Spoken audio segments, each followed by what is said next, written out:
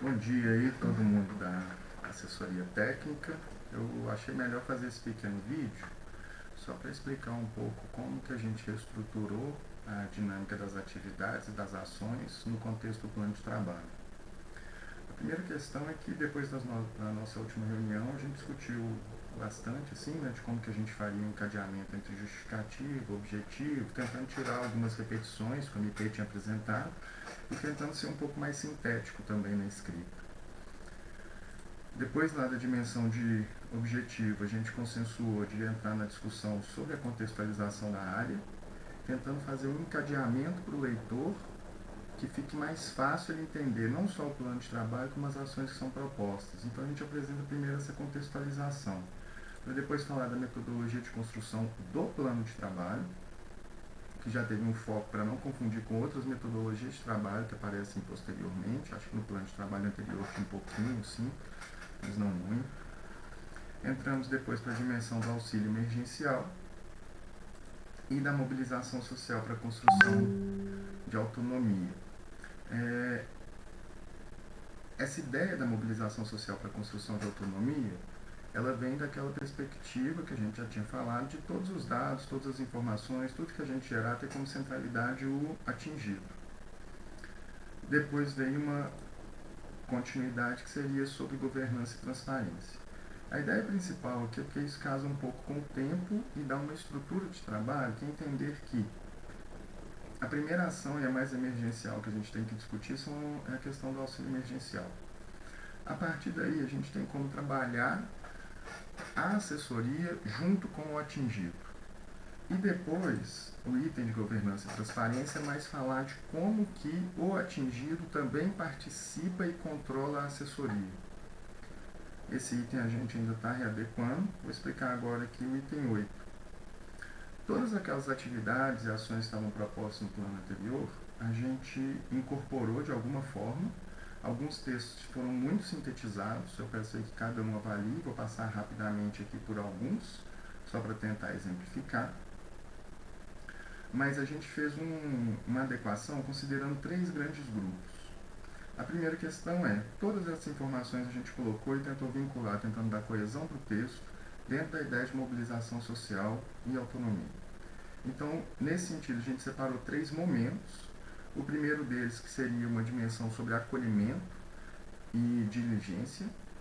O segundo, que seria essas atividades e ações de mobilização social e de comunicação social. E depois, a ideia da participação informada, que seria todos esses dados, informações que nós vamos gerar para entender a sociedade, que vamos disponibilizar também para as comunidades, mas que principalmente tem alguma outra estruturação técnica, etc., mas que tem um caráter informativo e formativo.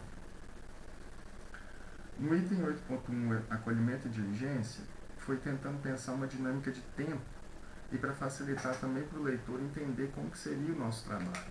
Então aqui nessa parte eu coloquei como se fosse, eu tentei fazer uma construção como se fosse os primeiros momentos de contato com os indivíduos e algumas formas de particularidades de algumas questões.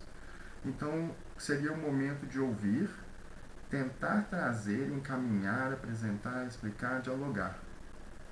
Mas principalmente tentar fazer esse segundo momento, que seria a diligência, que seria encaminhar para os seus fóruns específicos. Como esse aqui estaria trabalhando mais uma dimensão em nível individual e também desses primeiros contatos, ou contatos mais particulares, eu achei que cabia bem aqui a dimensão da assistência social e da saúde, como princípios também do processo de ouvidoria e de diligência. Peço aí, Núbia, que você dê uma olhada. Eu tive que... Essa parte é bem injusta, né? De ter que ficar separando as coisas e tal, mas para ver se está contemplando lá o que você já tinha apresentado.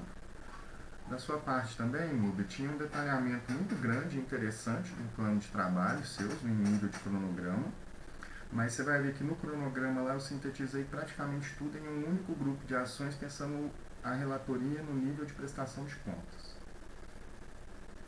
As atividades, o segundo grupo, né, desse eixo maior de mobilização social, seriam as atividades de mobilização e de comunicação social.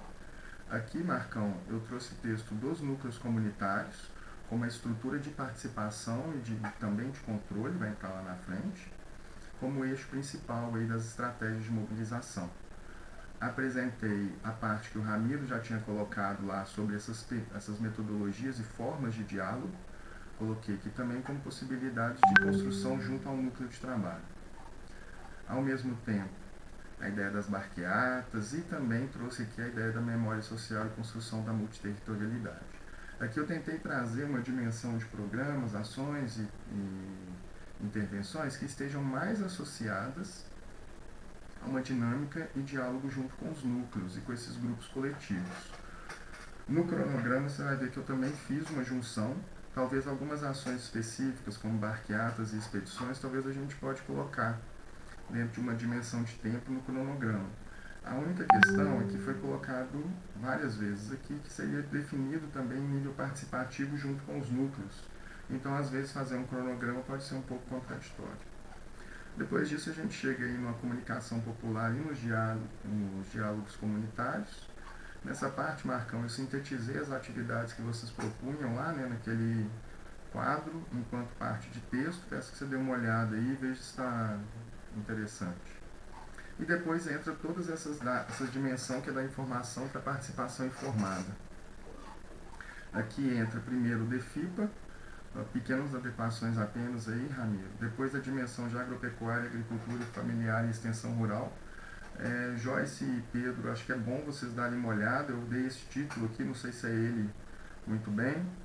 A única questão do texto que eu acho que ele está muito bem justificado. Eu tentei articular um pouco mais e integrar as partes do texto que vocês tinham mandado, que estavam sobre as atividades, né?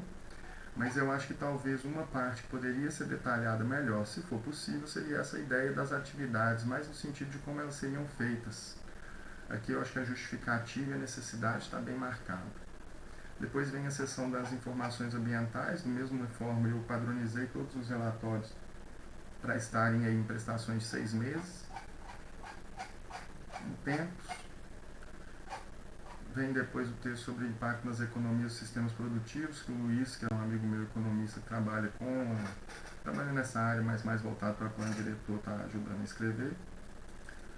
E depois eu juntei a ideia da sistematização de dados secundários, que o Ramiro já tinha mandado, eu também tinha feito uma, e coloquei ela anterior à tecnologia da informação e suporte de dados, pensando que isso seria uma estrutura que poderia dar uma estrutura de informação, né?